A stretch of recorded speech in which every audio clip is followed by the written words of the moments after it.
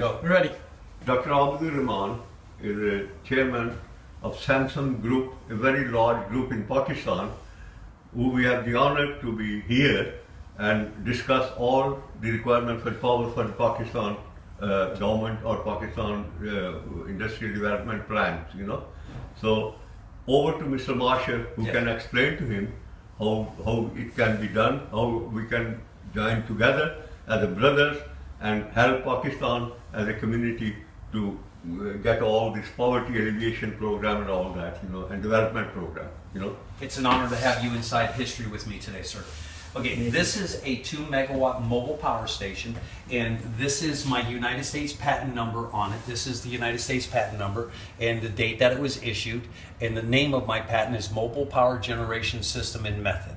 And this is the serial number to this mobile station, the date of manufacturing. It was manufactured, country of manufacturing was the Netherlands, and I named this after my father. And that my father is Daniel Niccolo Marshall, Sr., but my mother always called him Charlie, and Charlie Baby, so I've named it after that nickname that my father was called by my mother. It meant the most to me. So you're in something that represents something important to me. So Charlie Baby here today. What we've done is we have the most sophisticated, at the time that we did this in 2015, the most sophisticated fire suppression system. This fire suppression system here, it is green to the world. If you use like CFM 200 or something like that, it takes 7 years to 10 years for those chemicals to dissipate out of the atmosphere. This system here, if it's deployed, 5 days. And it's gone out of the atmosphere. So it is a very good fire suppression system, and this fire suppression system is 3 times larger than what is needed, and we did that for safety for anybody that comes in here. We also have our computing controlling system, and our controlling system that controls everything is set up only specifically for the 2 megawatt mobile system. This is an electrical drive motor, and this is a circulation motor. This motor is able to operate 24 hours a day, 365 days a year, and to be able to operate as long as we take and put preventive maintenance. This motor here will operate for 20 to 25 years. In here, up in the middle here, because once this gets turned on, I don't want you to come up here, but in the middle, this is the inertia system.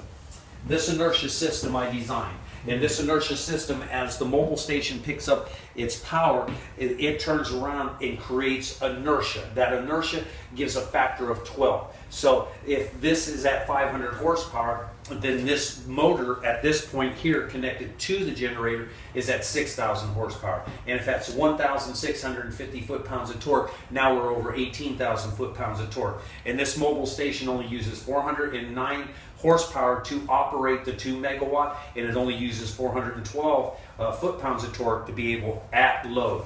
Then what we did is we set up, in no mobile station or anything that's ever been created, we turned around, and this is our bus line. This is the output line that goes to the grid or to a facility or to a building. And what we did is we turned around just in case somebody works in here, they trip over a tie down, or they sit and fall, because there's enough energy in here that in each one of these lines right here is basically 7,000 amps, because this at load puts out 22,000 amps. It will go ahead in normal mode, put out 7,000 amps in normal mode, but when it's at max load, you can get up to 22,000. But there's enough amperage on each one of these cable at load that it actually can kill an individual or turn them into popcorn.